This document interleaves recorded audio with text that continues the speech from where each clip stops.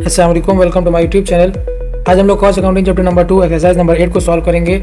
इसमें हमारे पास जो है वो रीने के इनकॉर्पोरेशन का कुछ डेटा हमारे पास गिवन है। ठीक है, हमारे पास इसमें ओपनिंग एंड और एंडिंग इन्वेंट्रीज मटेरियल की मौजूद नहीं है। तो हम लोगों ने सिंपल क्या करना है कि हमारे पास जो गिवन है डेटा, ठीक है, हमारे पास मटेरियल यूज है, डायरेक्ट लेबर है। अब जैसे कि आप लोगों को मैंने स्टार्ट में बताया था कि हमारे पास जो FOH होते हैं उसमें हमारे पास क्या क्या चीज़ें आती हैं, ठीक है, और हमारे पास जो वो तमाम अखराजात, ठीक है, जिसका हमारे डायरेक्ट प्रोडक्शन के साथ ताल्लुक ना हो, ठीक है, और वो हमारे पास फैक्ट्री की बाउंड्री के अंदर हो, तो उसको हम लोग कहते हैं FOH। ठीक है, तो अब यहाँ पे हमारे पास कुछ वर्क इन प्रोसेस की जैसे कि है और फिनिश गुड की ओपनिंग एंड एंडिंग इन्वेंट्रीज मौजूद है। नीचे गिवन है हमारे पास के जो साल था, इस साल के दौरान इस कंपनी ने 18,000 यूनिट जो है वो कंप्लीट किए।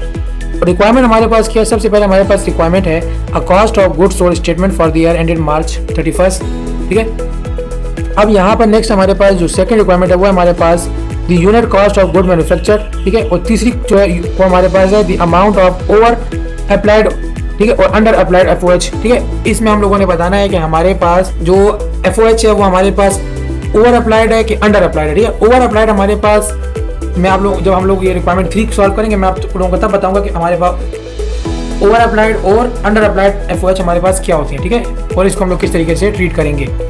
सबसे पहले हमारे पास आ जाएगा, हम लोग इसमें मटेरियल पुट जो वैल्यूज हैं इसको हम लोग पुट करते हैं। तो हमारे पास जो डायरेक्ट मटेरियल है वो हमारे पास है 440,000 पुट करते हैं। हमारे पास मटेरियल है 440,000 का। ठीक है, हमारे पास जो डायरेक्ट लेबर है वो हमारे पास गिवन है 290,000 का। ये हमारे पास गिवन है direct labour and direct material. जब हम लोगों ने डायरेक्ट लेबर और डायरेक्ट मटेरियल को ऐड कर लिए, ठीक है, यहाँ पर हमारे पास जो आएगा वो हमारे पास बन जाएगी प्राइम कॉस्ट। ठीक है, ये हमारे पास प्राइम कॉस्ट बन जाएगी।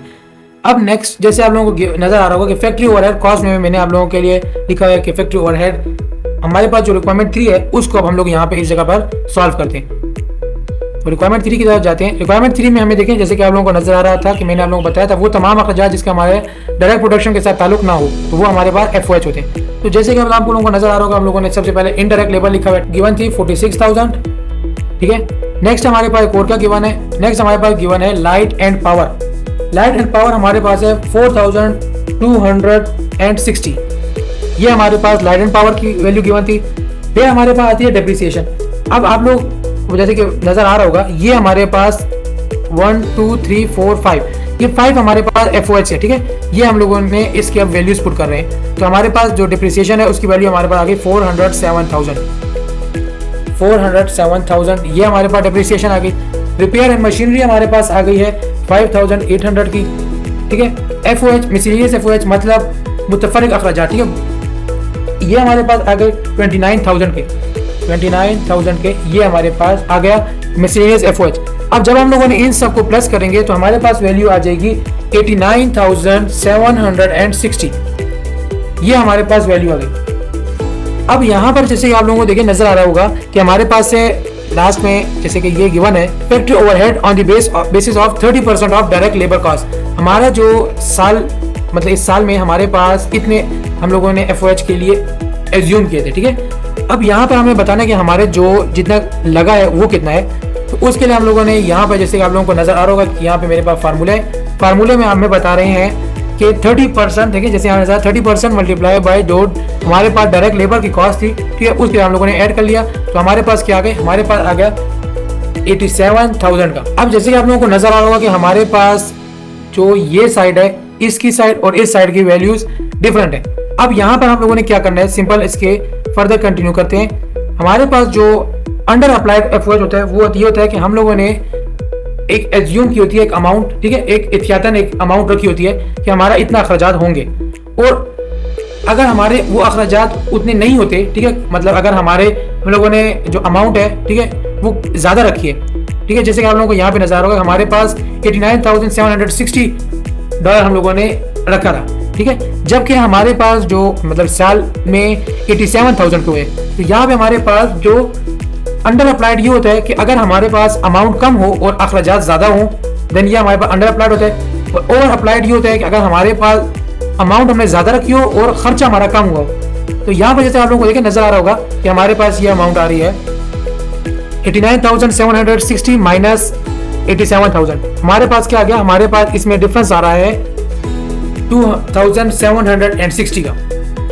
अब ये वैल्यू हम लोगों ने अपने cost of goods sold statement में पुट करनी है। यहाँ पर सबसे पहले देखिए, जैसे कि आप लोगों को नजर आ रहा था कि हमारे पास ये एक्स्ट्रा थे, ठीक है, तो हमारे पास क्या अंडर अप्लाइड हुए हैं। यहाँ पर हमारे पास आ जाएगा 89,760 ये अमाउंट आ गई, और ओवर अप्लाइड, ठीक है, ओवर अप्लाइड मतलब जो हमारा एक्स्ट्रा अप्लाइड हुआ है वो हम लोग इससे माइनस कर लेंगे, तो 2760 ये हमारे पास एक्स्ट्रा अमाउंट थी जो हम लोगों ने इससे माइनस कर ली। जब हमारे पास डायरेक्ट लेबर, डायरेक्ट मटेरियल और एफओएच की कॉस्ट आ गई, इसको हम लोग इकट्ठा करते हैं तो ये हमारे पास बन जाती है टोटल मैन्युफैक्चरिंग कॉस्ट। नेक्स्ट हमारे पास जो वर्क इन प्रोसेस है उसकी ओपनिंग इन्वेंट्री है। वर्क इन प्रोसेस की ओपनिंग इन्वेंट्री जैसे कि आप लोगों को यहाँ पे नजर आ रही है, ठीक है, हमारे पास 19A ओपनिंग इन्वेंट्री है, हमारे पास है 41,200, यहाँ पर आ गया हमारे पास 41,200, ये हमारे पास आ गई ओपनिंग इन्वेंट्री, ठीक है। जब हम लोगों ने भाई इस सबको ऐड कर लिया तो हमारे पास आ गया direct material put into process. इससे हम लोगों ने एंडिंग इन्वेंट्री माइनस करेंगे, क्योंकि एंडिंग इन्वेंट्री शो ये करती है कि इस साल के एंड पर हमारे पास इतना मटेरियल जो है वो अभी भी अंडर प्रोसेस है। तो हमारे पास क्या है, हमारे पास इसकी आती है 42,500, ये हमारे पास एंडिंग इन्वेंट्री थी। अब हम लोगों ने इसमें सिंपल जिस तरीके से ओपनिंग इन्वेंट्री और एंडिंग इन्वेंट्री हमने वर्क इन प्रोसेस की ऐड की है, इस तरह हम लोग फिनिश गुड की भी ऐड करते हैं। जब हम लोगों ने फिनिश गुड की ऐड की है तो हमारे पास सबसे पहले जो ओपनिंग इन्वेंट्री थी वो थी हमारे पास 34,300, ये हमारे पास ओपनिंग इन्वेंट्री थी, ठीक है, फिनिश गुड्स की। और नेक्स्ट हमारे पास जो एंडिंग इन्वेंट्री थी, ठीक है, मतलब जो सेल के एंड पर हमारे पास जो मटेरियल कॉस्ट रह गई थी जो अभी तक सेल नहीं हुई, वो हमारे पास है 31,500 की, 31,500 ये हमारे पास।